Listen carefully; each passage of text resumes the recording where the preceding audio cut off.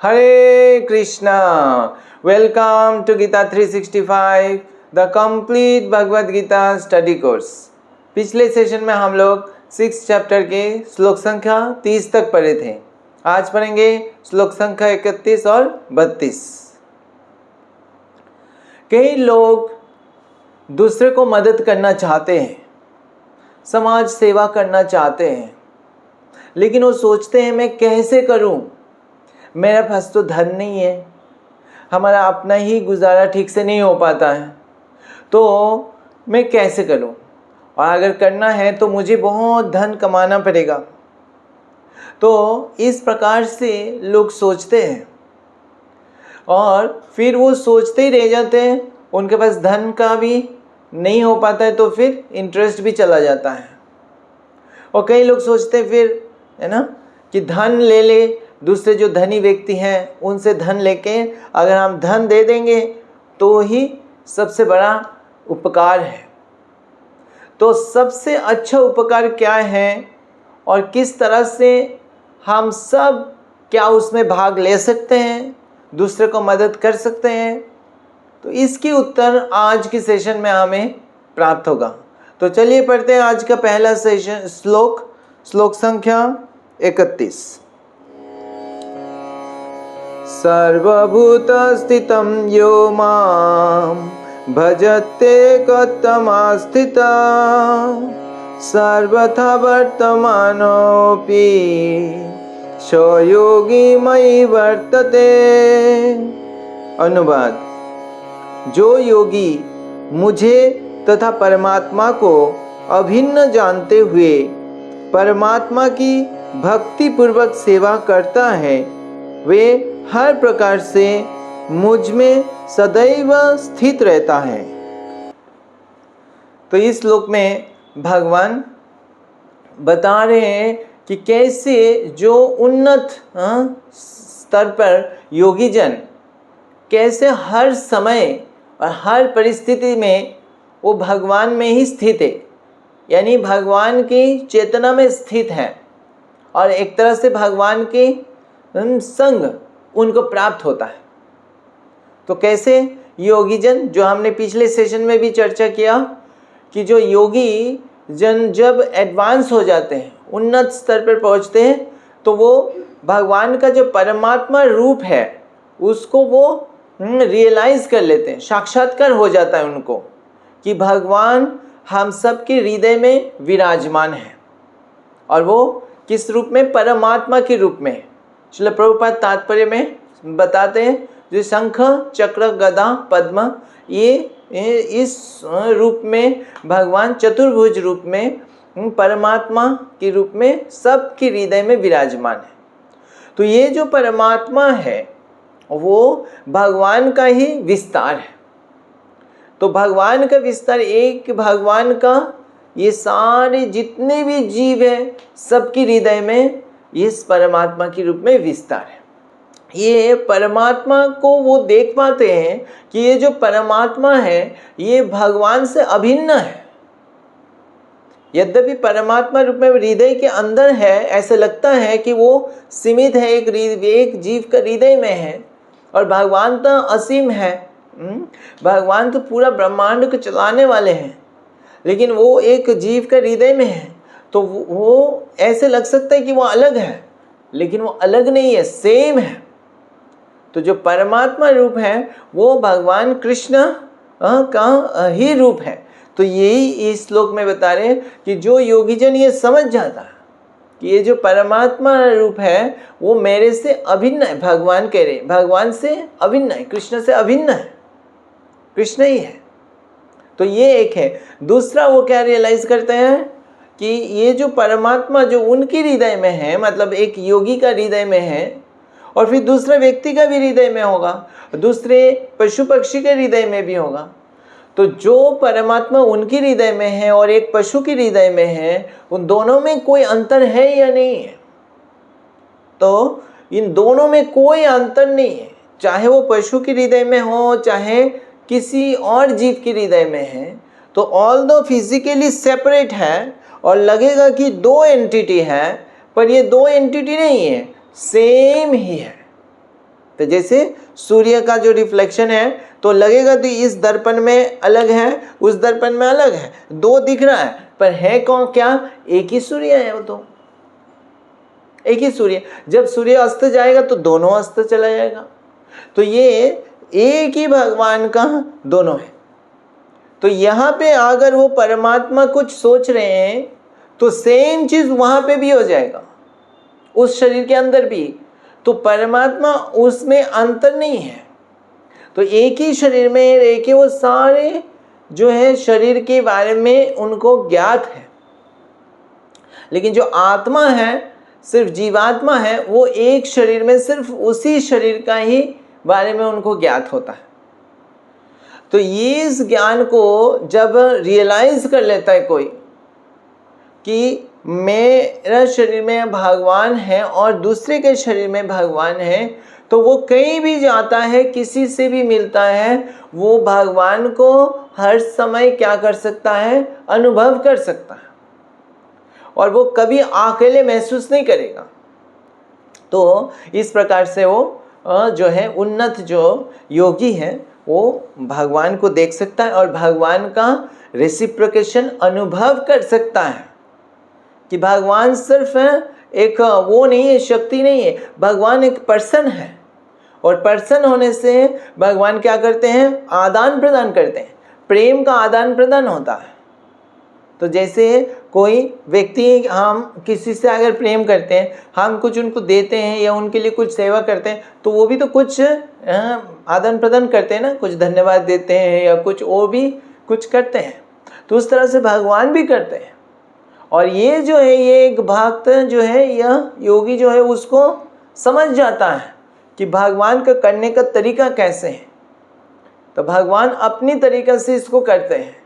यद्यपि हम बहुत ही छोटे से एक जीव हैं और ऐसे हजारों करोड़ों जीव हैं, लेकिन भगवान हर जीव के हृदय में होते हुए और भगवान हर जीव के छोटा सा भी कुछ एफर्ट अगर कोई जीव भगवान के लिए करता है तो भगवान उस चीज़ को ग्रहण करते हैं और भगवान उसको रेसिप्रोकेट करते हैं, उसको उसके लिए भगवान कुछ करते हैं। तो जब श्रील प्रभुपाद अमेरिका गए तो वहाँ पे उनको तो कोई सहायता के लिए कोई था नहीं, वो अकेले गए। तो वहाँ पे जाके श्रील प्रभुपाद जो है सोच रहे कहाँ कुछ प्रवचन दे, किसी जगह पे उनको चांस मिले जहाँ पे वो लोगों को एड्रेस कर सके और भक्ति के बारे में बता सके। तो कोई ऐसे तो उनको कोई ऐसे सुविधा तो नहीं मिल रहे थे कोई जगह पे। तो कई प्रयास के बाद एक ऑडिटोरियम में उनको चांस मिला जहाँ पे वो जाके एक प्रवचन दे सकते हैं। तो उस ऑडिटोरियम में जब प्रभुपाद गए तो वो अकेले थे। तो वो अकेले, उनके पास कई सारे किताब लेके गए, वो भागवतम का पूरा सेट था। तो वो अकेले स्वयं क्या है गए और उस किताबों को लेके समहाउ उस ऑडिटोरियम में पहुँचे। तो वो स्पीकर हैं, वो ही वक्ता हैं। तो वो जब ऑडिटोरियम जब टाइम शुरू होना है उससे पहले प्रभुपाद फ्रंट रो में चेयर में बैठे हुए थे। तो उस जगह पे जो है प्रभुपाद बैठे हुए, तो प्रभुपाद के बगल में आके कोई और, जैसे धीरे धीरे लोग आ रहे हैं बैठने के लिए, तो और एक छोटा सा यंग लड़का आया, आके बैठा प्रभुपाद के पास। तो प्रभुपाद उनसे जब बात किए तो पता चला वो जो है वो यही एशिया की कोई एक देश का एक लड़का है, वो भी वहाँ पे अमेरिका में कुछ पढ़ रहा है या कार्य कर रहा है। तो वो दूसरे देश का है और प्रभुपाद को भी नहीं जानते। तो वो आके बैठा और उनको लगा कि जैसे एक दूसरे जो है दर्शक होता है ना, तो एक दूसरे के साथ बैठता है, परिचय करता है। तो वो भी सोचा प्रभुपाद भी ऐसे दर्शक है, आए उसको लेक्चर को सुनने के लिए, प्रोग्राम को देखने के लिए। तो प्रभुपाद से ऐसे ही बात कर रहे थे। तो जैसे ही अनाउंसमेंट हुआ कि आप प्रभुपाद को जाके लेक्चर देना है, तो उस समय फिर प्रभुपाद को जाना है और ये किताब जो है, किताब की जो कर्टन है वो यहाँ पे रहेगा, तो कोई देखने वाला है नहीं। तो प्रभुपाद ने पूछा कि क्या आप इसको देख सकते हैं जब तक मैं लेक्चर दूं? तो उसने एकदम से तैयार हो गया कि ठीक है मैं करूँगा, जबकि उसको कुछ पता ही नहीं है, प्रभुपाद को जानते भी नहीं है। तो बोले ठीक है मैं इसको देखूँगा। और उसके बाद जब प्रभुपाद ने वहाँ पे लेक्चर दिए, तो लेक्चर देने के बाद कई लोग प्रश्न पूछने लगे, आए प्रभुपाद के पास आए। तो लेक्चर के अंत में प्रभुपाद ने कहा कि अगर किसी को वो बुक चाहिए, भागवतम चाहिए, तो आप वहाँ से ले सकते हैं।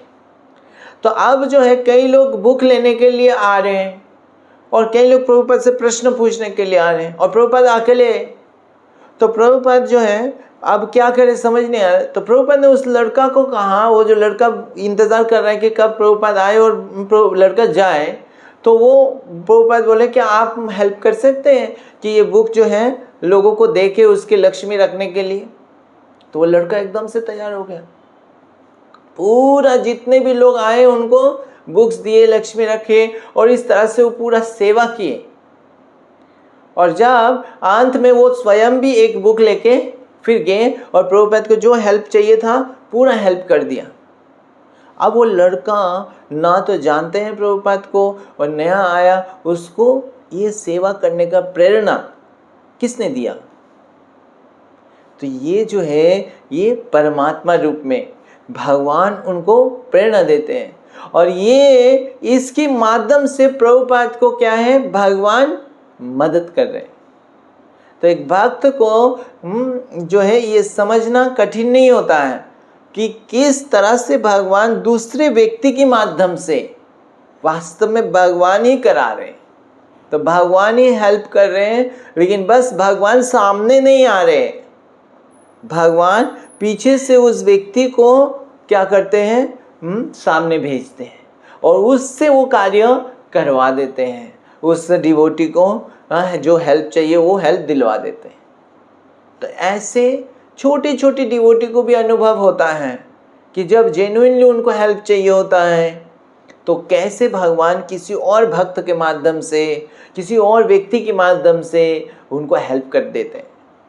तो इस तरह से भगवान कह रहे वो जो योगी जन इसको रियलाइज कर लेता है तो वो हमेशा भगवान के साथ ही रहेगा, चाहे वो इस देश में हो, चाहे विदेश में हो, चाहे किसी भी परिस्थिति में हो, वह कभी अकेले महसूस नहीं करेगा। हाँ, और उसको भगवान की उपस्थिति हमेशा महसूस होगा। ठीक है, तो चलिए पढ़ते हैं अगली श्लोक संख्या 32। आत्मोपमेन सर्वत्र ममं पश्यति अर्जुन सुखं वा यदि वा दुःखं स योगी परममता। अनुवाद: हे अर्जुन, वे पूर्ण योगी है जो अपनी तुलना से समस्त प्राणियों की उनके सुखों तथा दुखों में वास्तविक समानता का दर्शन करता है। तो इस श्लोक में भगवान बता रहे हैं कि जो योगी उस परम स्तर पर है वो सारे जीवों को वो कैसे देखता है, वो अपने अनुभव से दूसरे का अनुभव को वो कर पाता है। वो इस चेतना में है कि वो दूसरे के हृदय में भी परमात्मा रूप में भगवान को देखता है और दूसरे जीव का जो स्थिति है उसको भी वो समझ सकता है। जब वो चेतना उसकी उन्नत होता है तो दूसरे जीवों का सुख और दुख वो दोनों को वो महसूस कर पाता है। वो दूसरे का जीवों का जो दुख है वो दुख को वो खुद जब वो दुखी होता है, क्या चीज़ उसको दुख देता है, तो वो जब दूसरे व्यक्ति को दुखी देखता है तो वो क्या है अपने आप को फील कर पाता है कि वो व्यक्ति कितना दुखी है, क्या कष्ट पा रहा है। इसको कहते हैं अंग्रेजी में एम्पैथी, कि वो दूसरे व्यक्ति क्या फील कर रहा है वो व्यक्ति जो योगी है वो स्वयं फील कर पाता है। अक्सर हम दूसरे का कष्ट को देख के हम कष्ट नहीं महसूस कर पाते। हमें तो अपनी कष्ट से कष्ट मिलता है, और अपने कष्ट के कारण अगर दूसरे को जो है अपने कष्ट को दूर करने के लिए हमें दूसरे को अगर कष्ट देना पड़े तो भी हम तैयार हो जाते हैं। हम दूसरे के साथ कैसे भी व्यवहार करते हैं, लेकिन हम सोचते नहीं हैं कि उस व्यवहार से उसको दुख लगेगा या खुश होगा वो। हमें तो अपनी खुशी से मतलब है। तो ये साधारण लोगों का ऐसे चेतना रहता है। लेकिन जो उन्नत चेतना है, वास्तविक जो मनुष्य की चेतना होनी चाहिए, वो ऐसे ही होनी चाहिए कि एक मनुष्य संवेदनशील होना चाहिए। वो दूसरे का कष्ट को वो स्वयं फील कर सकता। तो यहाँ पे भगवान कह रहे हैं वो अपने आप से दूसरे का तुलना करता है कि मेरे को अगर कष्ट होता है ऐसे सिचुएशन में, तो दूसरे को भी ऐसे सिचुएशन में कष्ट होगा। तो मैं ऐसे सिचुएशन में दूसरे को नहीं डालूंगा।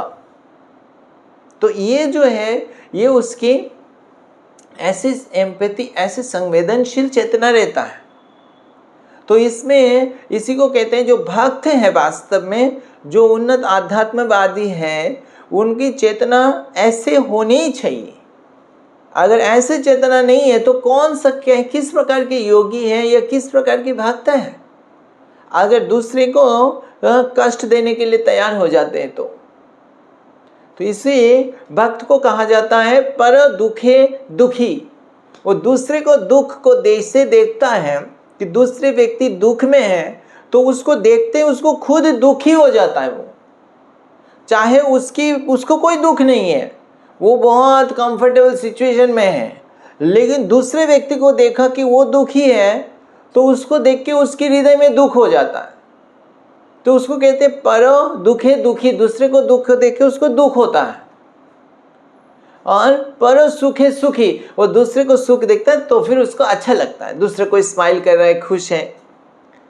तो ये वास्तविक मनुष्य की चेतना होनी चाहिए।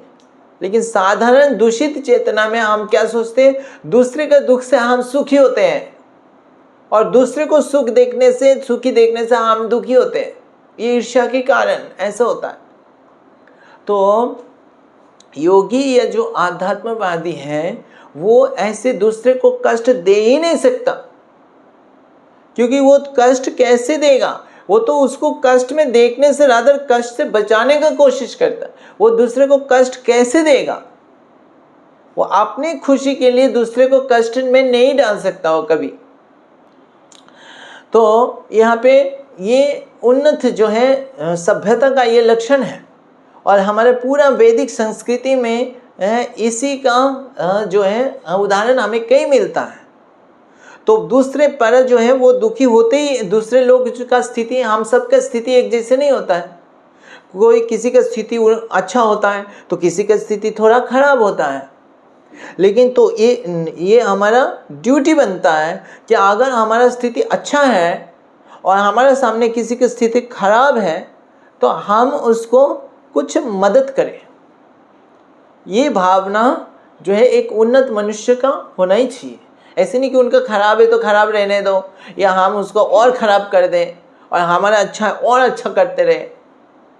तो उसका ये कॉन्सेप्ट रहता है कि हम दूसरे को कुछ हेल्प कर सकें, क्योंकि जो भी हमारा अच्छा स्थिति है वही भगवान ने दिया है। तो उस विषय में कथा आता है महाराज रंतिदेव का। तो रंतिदेव महाराज उन्होंने कई दिन का व्रत किया था, और व्रत करके उनको व्रत को तोड़ना था, और उन्होंने भोजन आया उनके पास। तो वो जब भोजन ग्रहण करने गए तो वहाँ पे उस समय एक भूखा ब्राह्मण आए। वो बोले कि मेरे को मैं भूखा हूँ और मुझे चाहिए, भोजन चाहिए। तो रंतिदेव अपने से जो भोजन था उसी में से उन्होंने दे दिया। तो वो ये नहीं कह ही नहीं सकते थे वो कि वो भूखा व्यक्ति सामने खा रहा है और मैं खाते रहो। वो आया सामने तो उन्होंने उनमें से जो है दे दिया। तो उसी प्रकार फिर कोई और आया तो उनको भी दिया।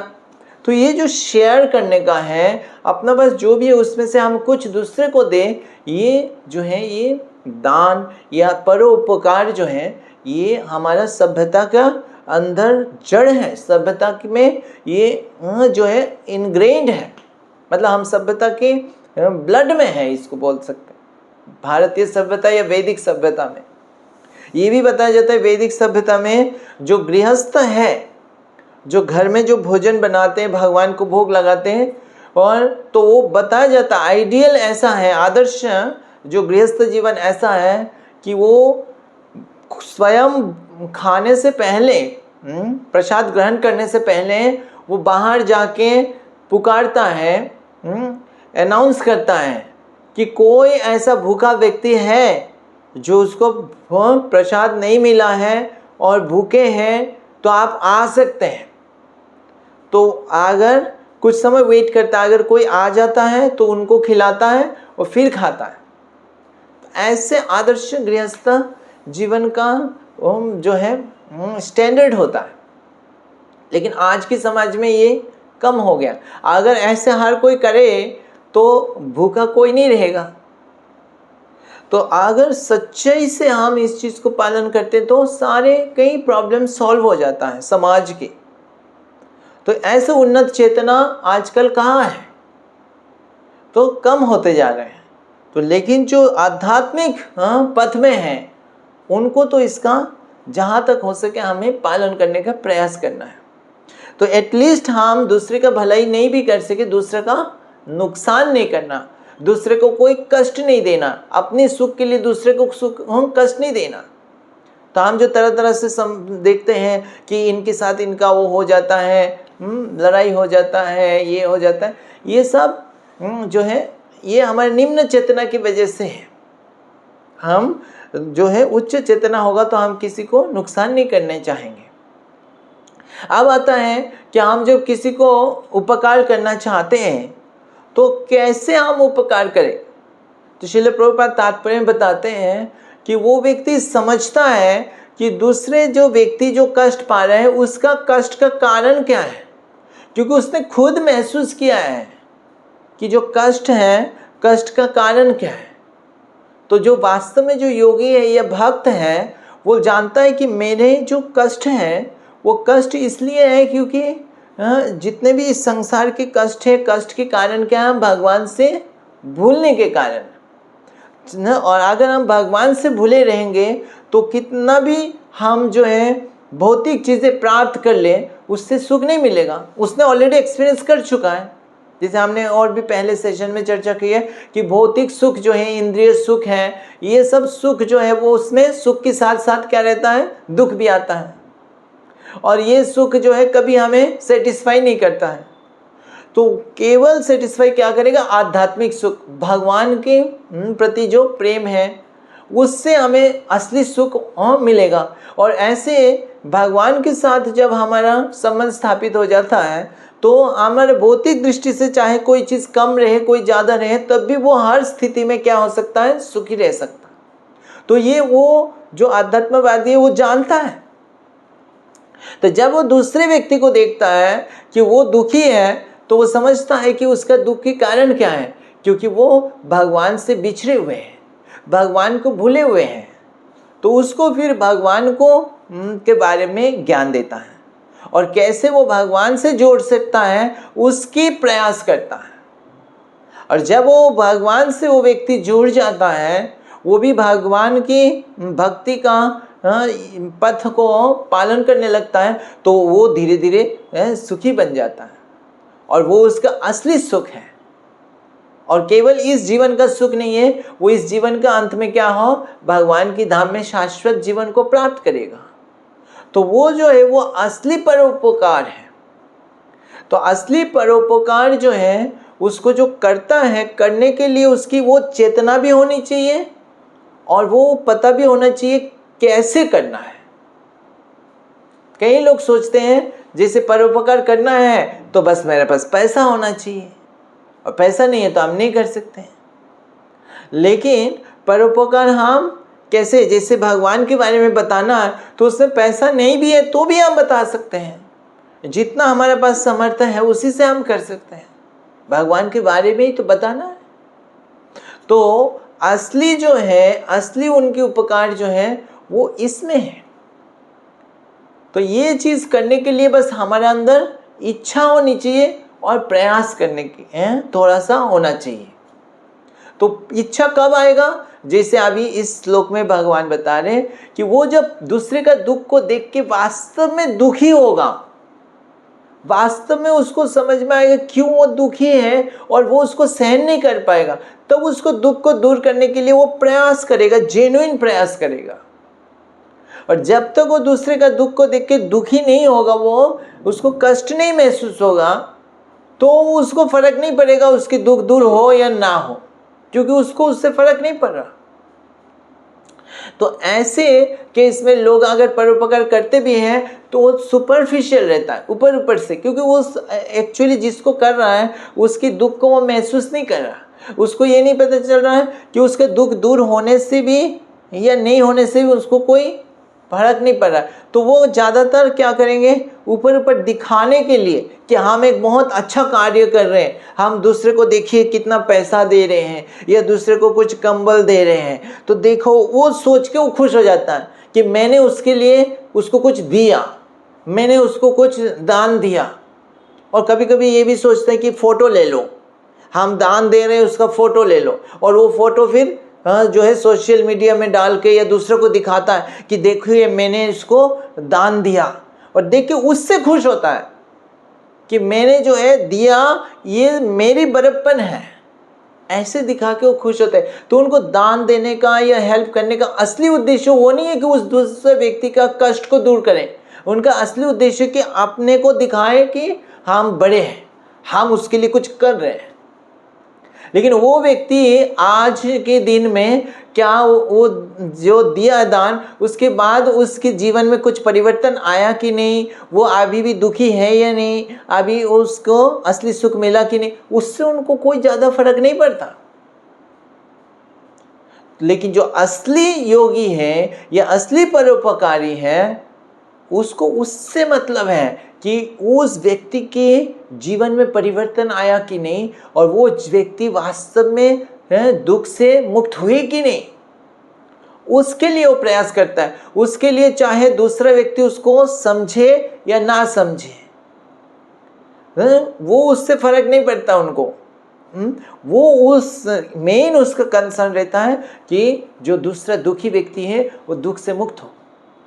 श्रील प्रभुपाद कहते हैं वही ग्रेटनेस है, एक जो डिवोटी है, एक भक्त है, वो उनको दुख को दूर करने के लिए वो कितना भी कष्ट कर सकता है, वो कितना हद तक जा सकता है, वो अपने आप को कष्ट उठा। जैसे श्रील प्रभुपाद कहाँ वृंदावन छोड़ के कहाँ अमेरिका गए अकेले, और वहाँ भी जाके कितना कष्ट को सहन किया दूसरे को ये ज्ञान देने के लिए।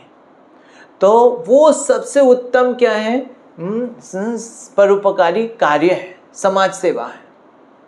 श्रील प्रभुपाद एक उदाहरण दिया करते थे, जैसे एक छोटा बच्चा अगर किसी धनी व्यक्ति का खो जाता है, तो वो छोटा बच्चा है, उसको पता नहीं, कहीं रास्ता नहीं पता, कुछ नहीं पता, और वो रास्ते में खो जाता है और रात हो जाता है। वो व्यक्ति भी ढूंढ रहा होता है, ढूंढते ढूंढते नहीं मिलता, वो घर चला जाता है, और वो बच्चा जो है रास्ते में रह जाता है और फुटपाथ में रह जाते, रोते रहता है, और रात हो जाती, उसको भूख भी लग रही होती है, तो भूख में भी रोता है, और पिता से बिछड़े हुए उसके लिए भी रोता है। वो ज़्यादा कुछ बोल नहीं पाता क्योंकि उसको उतना ज्ञान नहीं, जो है छोटा बच्चा है। तो रास्ता से कोई और व्यक्ति जाता है, वो जब देखता है कि ये व्यक्ति, ये छोटा बच्चा रो रहा है, तो वो कुछ कर सकता है। तो एक प्रकार के व्यक्ति तो जिसको कोई फीलिंग ही नहीं है कि वो रोते रहे चाहे कुछ है, तो देख के भी ना देख के चला जाएगा। दूसरा प्रकार के व्यक्ति है जो देखा रो रहा है, चलो उसको कुछ खाने के लिए दे देते हैं, तो कुछ खाने के लिए दे देगा या कुछ पैसा दे देगा उसको कि रो रहा है, चलो पैसा दे दे, कुछ खा लेगा। तो ऐसे दे के वो चला जाएगा। और जो तीसरा प्रकार के व्यक्ति है, वो देखेगा अरे ये रो रहा है, ये छोटा बच्चा है, ये तो उस व्यक्ति का लड़का है, और वो व्यक्ति तो इतना धनी व्यक्ति है, वो कैसे खो गया, वो भी ढूंढ रहा होगा, और ये जो है यहाँ पे रो रहा है। अभी अगर मैं कुछ उसको पैसा दे के भी चला जाऊँ, बाद में उसके साथ कुछ हो जाए, कोई उसको मार दे, कोई कुछ कर दे, मुझे क्या करना पड़ेगा, उसके पिता का घर में लेके जाना पड़ेगा। तो वो क्या करेगा, उसको उठाएगा और उसको, चाहे उसका गाड़ी होगा तो उसका अपने गाड़ी में उठाएगा, नहीं तो कोई दूसरा ऑटो या कुछ करेगा, करके उसको लेके जाएगा। वो भी हो सकता है वो लड़का जो है जाना भी नहीं चाहता है, पहचानता भी नहीं है, वो हो सकता है उसको जो है एक तरह से उसको रो भी रहा है, चिल्ला रहा है, गाली भी दे रहा है, नहीं तू मेरे साथ नहीं जाना है, ये तुम कौन होते हो मुझे बोलने के लिए, कुछ भी बोल सकता है। लेकिन वो व्यक्ति जिसके हृदय में दया है उस छोटा लड़का के लिए, वो ये सारी चीज सहन करेगा। और सहन करके भी, क्योंकि उसको पता है वो उस लड़का का रोने का असली कारण उसको पता है कि वो उसके पिता से बिछड़े हुए हैं, और तो वो उसको उठाएगा अपनी उसमें गाड़ी में और उठा के फिर वो लेके जाएगा। वो अपना इनकन्वीनियंस हो रहा है, असुविधा हो रही है, उसको व्यक्ति को जाना था कहीं और, लेकिन वो उस चीज़ को भी एडजस्ट करके छोड़ के वो ये चीज़ करेगा और करके उसको अपना पिता का घर, उस लड़का का पिता का घर में देगा। देने के बाद वो अपना कार्य में जाएगा। तो वो जो पिता के घर में देने के बाद उस लड़का का ना तो भूख की प्रॉब्लम रहेगा, ना किसी चीज़ की कमी रहेगा। उसको पिता ही उसको भूख मिटा देगा, पिता ही जो है उसको अलग अलग प्रकार की खाना देगा, पिता उसको गोद में उठाएगा, उसी से उसको असली खुशी मिलने वाला है। तो ये जो कार्य है ये वास्तव में वो कार्य है जो एक कोई भी जीव है इस संसार में जो कष्ट पा रहे, जो भगवान को भूले हुए हैं। वास्तव भगवान के पास सब कुछ है। अगर जीव भगवान के संपर्क में आ जाते हैं तो उसको खुशी की कोई कमी नहीं रह जाता है। तो जैसे हमने चर्चा की, आध्यात्मिक जो खुशी है वो अनंत है, वो बढ़ता जाता है।